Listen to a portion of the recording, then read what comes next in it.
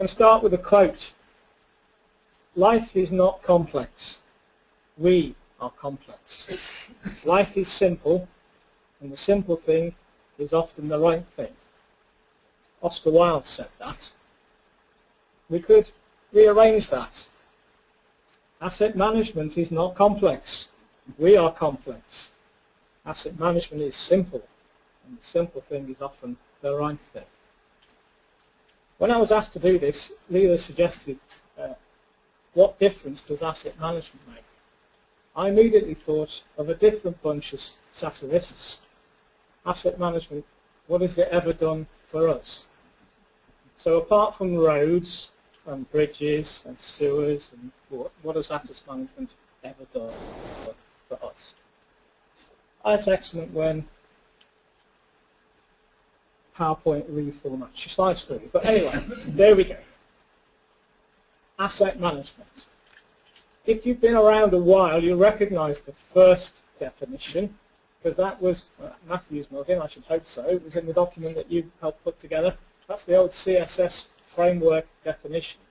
Now these slides are culled from some slides that I used with our members when I was getting them to approve our framework, but more of that in a minute.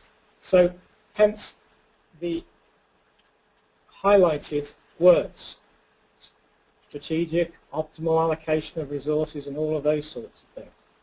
You get to the second guidance, that's in the new second definition, that's in the new guidance, the HMEP definition. Now, to quote another comedian, it uses all of the same words, but not necessarily in the same order, but it does add some significant ones, and those significant ones are in the, what should we call it, red, purple, whatever, cyan, magenta, yeah, okay, yeah. Manage risk, performance requirements. Manage risk, that's the big difference, I think, with this, and that's kind of where we are as Cornwall. This is the journey we've been on, really. And so what difference does asset management make for us? Well, I think it's significantly helped us understand the risk around managing a network that is to some extent deteriorating, to some extent underfunded, but it helps us to quantify it and target the resources. So what has it done for us? Well, it's definitely helped us initiate a systematic approach, which definitely does link to statutory obligations, corporate and service objectives in our plans. It's helped us identify what our key asset types are. It's definitely helped us to identify and quantify and therefore manage risk in all its forms. And it's helped us set realistic, affordable performance standards. That's not necessarily performance standards that everybody's happy with, but they are realistic and we can afford them. So it's a framework. And this is taken out of my strategy document, which has had approval from our executive. And I've grouped it into 4 basic themes: inventory and data management, levels of service, life cycle planning, budget projection and valuation, and risk management and future needs. So a framework. This is our framework. It's on our website if you want to go and have a look. You should be able to find it. It's under transport policy. It is a little well hidden, but if you want to have a look and you can't find it, give me a bell and I'll tell you where it is. So it follows a pinched the format from the guidance, you can see. So, strategic policies, business and service plans.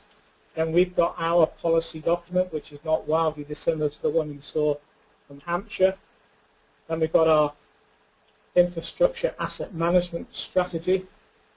We've used the term infrastructure because we're a unitary authority, so we've got all of the environment services from the old 6 districts that were in Cornwall, and we've taken a one sort of approach to asset management, rolled all the infrastructure together, and we're treating it in the same way, which is why when you see below the strategy we've got these different maintenance manuals. That's how we've chosen to document our system because it fits best with our own context.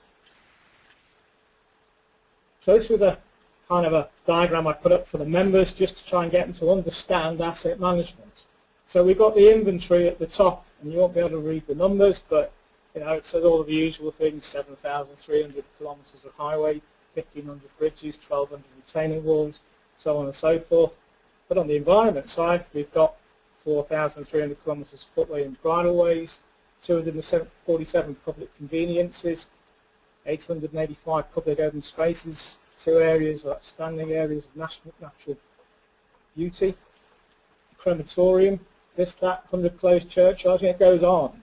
And then, because Cornwall has got quite a lot of water around it, 12 ports and harbours, 480 kilometres of coastline, coastal footpaths, 86 beaches, so on and so forth.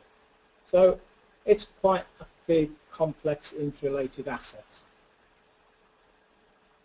We manage it through our, what we call our place integrated management system, because it's basically a big interrelational database. All of the different bits go into it: survey, condition data, and the heart of it is this prioritisation and risk management. And over to the right, we've got the service levels and budget, and they move backwards and forwards depending on how much money we've got, or perhaps I should say how much money we haven't got. So there's our imagery. So I rewrote slightly the definition of asset management. It comes straight out of the strategy, and this is for me the key. This is the simple bit. Its most basic level, asset management can be seen as an exercise in managing risk. Key aspect for us is the grouping by type of assets into a hierarchy that reflects their importance in service delivery terms relative to one another. This, for me and for us, enables the quantification and allocation of risk. So a hierarchy is important. Anybody who knows me knows I'm always banging on about hierarchy, and this is why, because it actually helps us understand how we deal with our network. Across the top we've got the traditional classification. Down the left-hand side we have the hierarchy as borrowed and adapted from well-maintained highways, the base hierarchy. Us being Cornish, we've always added to it because we don't like everything that we're told to do. But nevertheless, you can see how the interrelation, the classification just does not work. The hierarchy has to be used because it helps us to identify where our risk is really in terms of usage. Because 80% of the traffic uses the top 3 parts of that hierarchy. It's a big rural county, there's lots of extremities, lots of roads that go to the coast and then stop, lots of bits that fall off occasionally. And we've taken that approach and rolled it out across the whole of our infrastructure. So this is the environment asset. Now it's very easy for a road to do your traffic counts, to work out how many vehicles use it, what type of vehicles use the road. We sat down with our environment colleagues and came up with this hierarchy. So something that was regionally significant, top of the hierarchy. Town or parish significant, neighbourhood significant. It doesn't really matter what the numbers and words say, it's just the fact that there is a way of allocating it to a particular degree of importance.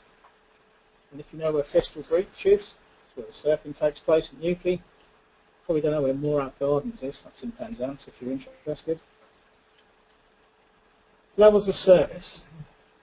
You might recognise these too. These come out of well-maintained highways as well.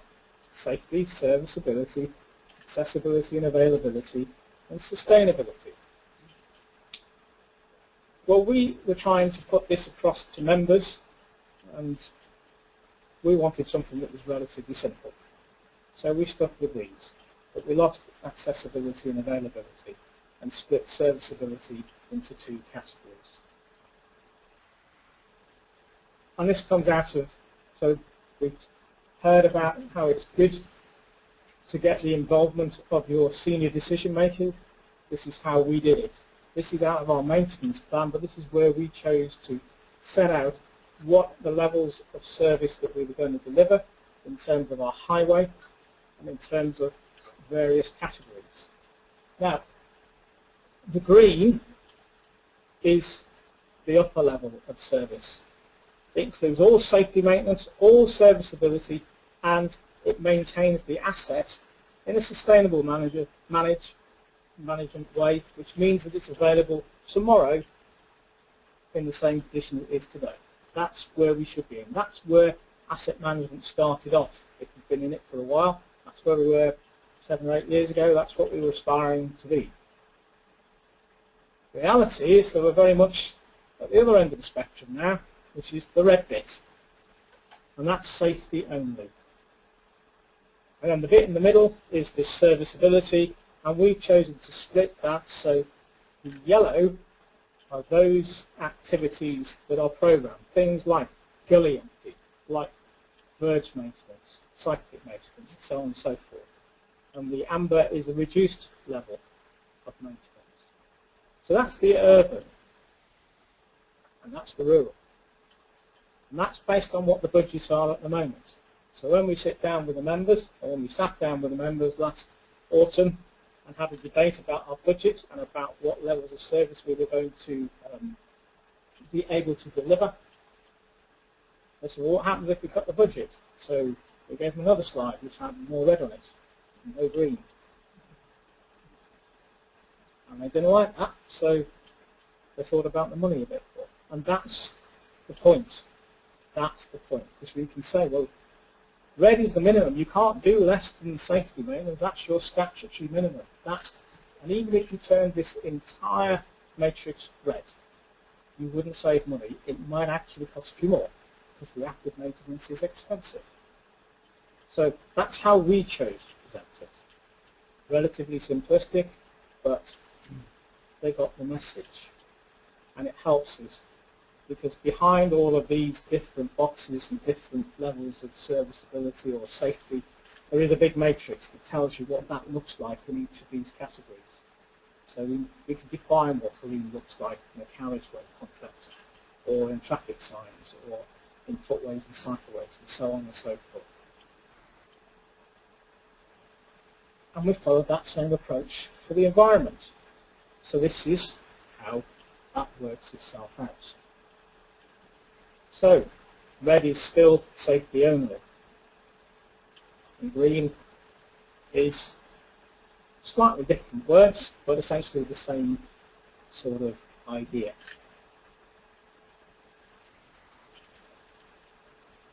So this is the output, really. This is the core of it.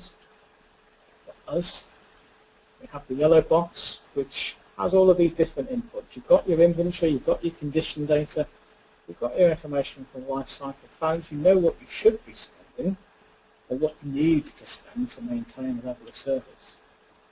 On the right-hand side, you've got the interrelationship between what you can afford to do and what people are prepared to give you. All of that gives you your safety maintenance program, your programmed and scheduled maintenance program, and your capital investment program.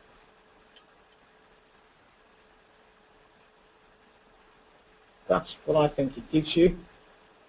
It mitigates risk as far as possible, identifies future funding need, and it prompts a review of what you can deliver when your funding is constrained. So I'm just going to whip through quickly a practical example. It's got nothing to do with roads, it's to do with drainage, and actually this comes from the drainage guidance, and Matthew's seen some of these before. But I thought I may as well just put it in slightly in context, really. So if you've ever been to Cornwall, there's a lot of water in Cornwall, usually dropping out of the sky. They call it liquid sunshine in Cornwall. It's not entirely humorously. All of those are rivers. There's the rivers in Cornwall. The red line shows you the break point where they flow to the north coast or the south coast. Those are the different catchments. The left-hand side is from the Water Framework Directive. There's too many to count. The right-hand side is how we've broken it down to manage it from Hydrocast. Rains quite a lot, especially on Bodmin Moor. That's the big purple thing at the right. That's the high ground. That's our drainage infrastructure gullies. There's 90,000 of them. Too many to count. Certainly sometimes. We won't go into that.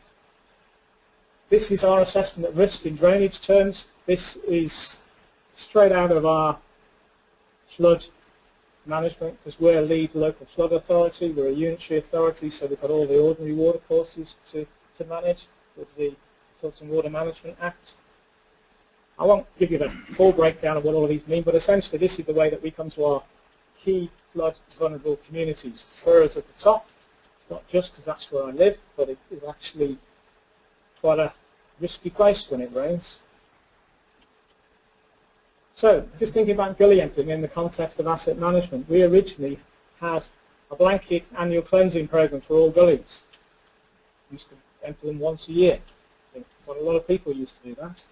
But over time we've amended the frequencies because we found that sometimes that wasn't enough, and sometimes actually a year was too often. So we've tweaked based on risk and based on those flood vulnerable communities. So we've got 4 levels now: 3 monthly, 6 monthly, 12 monthly, and 24 monthly. So Truro, it's the top of our list for flood risk. For impact, it's the county town, that's where County Hall is. But if you go to Truro and stand outside the cathedral, everywhere you turn, you look up, you see a hill. It's in the bottom of a bowl. And the big thing flowing down to the bottom of the picture is a river, and it's tidal. And when the tide's in, the water's got nowhere to go.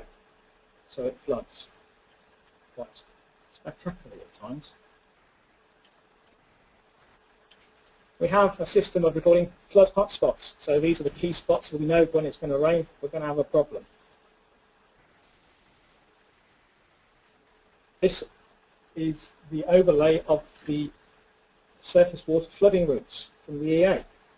So you can see that the central Truro gets quite wet. Key place is a place called River Street. I wonder why that is the case. This is the gully emptying program, and you can see the frequencies. So that blob of green at the middle of the screen is the confluence of River Street, Boscawen Street, and Victoria Square. It's where the park and ride terminates for Truro, and it is the lowest point. And it always floods because the river from River Street is in the culvert. The culvert flows to the main river, and when the tide's in, it's got nowhere to go, apart from back out the gullies. So it's critical that the gullies work as best they can, and the tidal flaps that are actually on the back end of the gullies do actually close when the tide comes up, otherwise it floods anyway. So what difference does asset management make? For me, it enables the identification and prioritisation of risk. It aligns service delivery with strategy.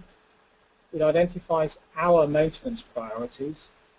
It allows us to better define our core maintenance priorities, and it helps us, and it really does help us with the budget setting process. Because if we just think about what we just talked about in terms of gully emptying, we've defined our gully emptying in terms of risk.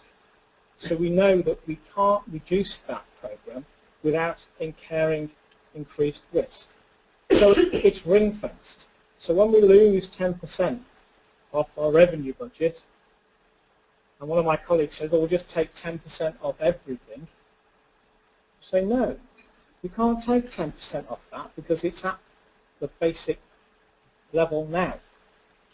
So you're going to take 20 or 25% off something else, because gully emptying is quite a big lump of our budget, nearly £1 million. So it does help. It helps you to understand where the pressures are going to be and where the hard discussions with your members or the public are going to be. Asset management by use of life cycle planning highlights the real funding gaps and needs, and it definitely assists you in making the case for investment and for protecting existing budgets. Because if you do it right, and if you take your policy and your strategy, you're linking it back to the corporate objectives and goals. So we've got a corporate objective to have sustainable communities in Cornwall. Well, what does a sustainable community in a rural area look like if you can't actually get to it? Because the road's fallen to bits or the bridge has collapsed. And it's things like that that you have to make those sort of connections. I started with a quote. I'm going to finish with a quote. It's another 19th century writer. This one was Oliver Wendell Holmes. See if you like this one, if you didn't like Oscar Wilde. There is a simplicity on the near side of complexity that is worthless. But there is a simplicity on the far side of complexity which is priceless. And I would suggest that asset management is about finding the simplicity on the far side of complexity, because it is priceless and it will contribute no else.